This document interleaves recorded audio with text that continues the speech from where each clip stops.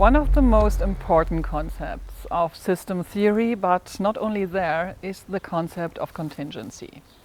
We say something is contingent when it is neither necessary nor impossible. Or simpler, contingency means that the matter is also possible differently. Contingency is limited by two sides. Matters, behaviors, actions that are necessary limit it, and matters, things, etc. that are impossible too. Whether something is necessary or impossible, like truth, often lies in the eye of the observer and changes with our social, individual and technological development. But when someone is starving, he has to get nutrition or he dies. And someone who claims that the laws of nature are contingent should show us how. As the comedian Tim Minchin so amusingly suggested, he simply floats away. The climate crisis, for example, poses new contingency questions. What is necessary? What is impossible? Where is our room for maneuver within this field? Do we even have one? Which technologies do we have to develop in which order? Which ones don't depend so much on it? How do we have to change? What can we immediately forget? In complex closed systems such as human psyches or societies, processes can also run differently. Operations can also take place differently. The system can perform differently and the system can produce a different performance. However, the system event is irreversible. Such systems are not predictable to the point, but within limits. But what has happened, has happened. Push-button solutions, as proposed by many extremists and people who try to get their universe ideologically under control, do not work in such systems. Those who cannot recognize their contingency space and move more freely within it become, in case of doubt, part of the problem. But contingency also means freedom. We are creative beings. We can find alternatives, discover new ways, broaden our horizons, and make lemonade when life gives us lemons. Perhaps too simple an example of contingency: when you play roulette, red and black are contingent. If you now bet 1,000 euro on black and then red happens, you have lost 1,000 euro and that is irreversible. It can no longer be undone. Contingent is not equal to arbitrary because contingency needs connectivity.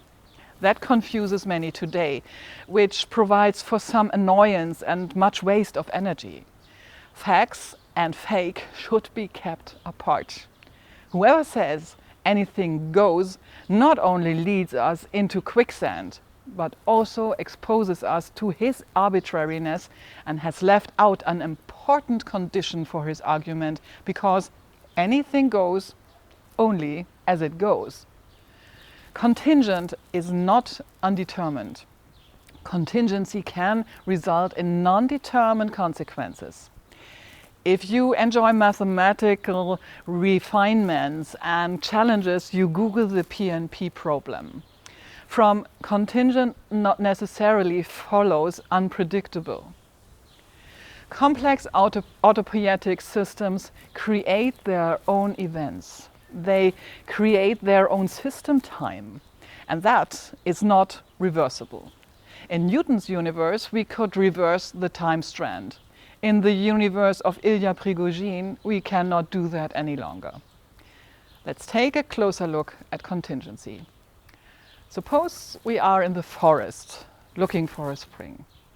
There will be many ways to the spring. Some are longer, some shorter, some more difficult to walk than others. Light conditions are not the same for all, etc. How we get to the spring is also possible in other ways. But the moment we take the first step, this is irreversible. Even if we take it back, it is a new step. The way we go is the way we go. And what we have done has happened as a system event.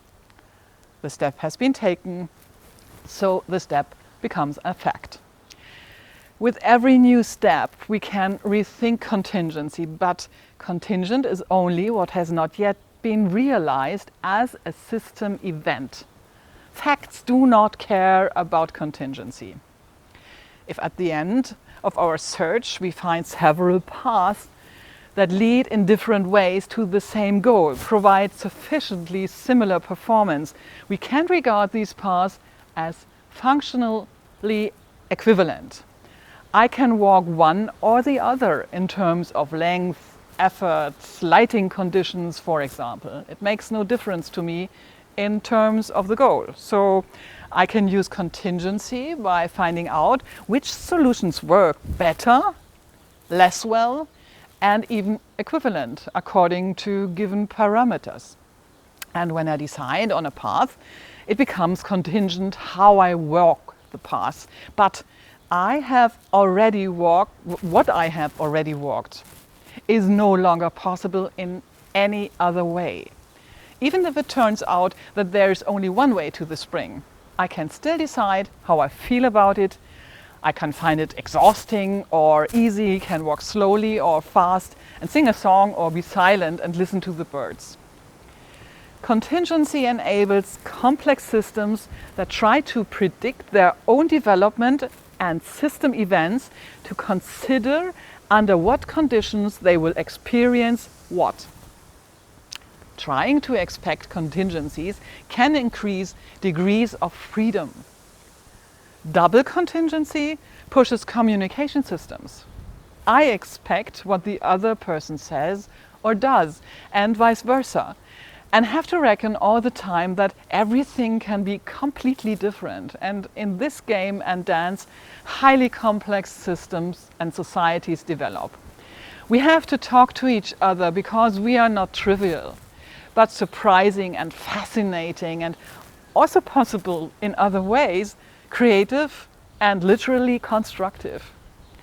We live in our contingency spaces. If we overlook that and think too much, that's impossible, that's necessary, it has to happen, we limit our possibilities for action. Because we are complex, in many cases, we can do things differently. The space in which we are free may not seem very large, but in it our options may be infinite. And to that extent, exploring your contingency frameworks means exploring yourself and constantly discovering new opportunities. I hope you enjoy it.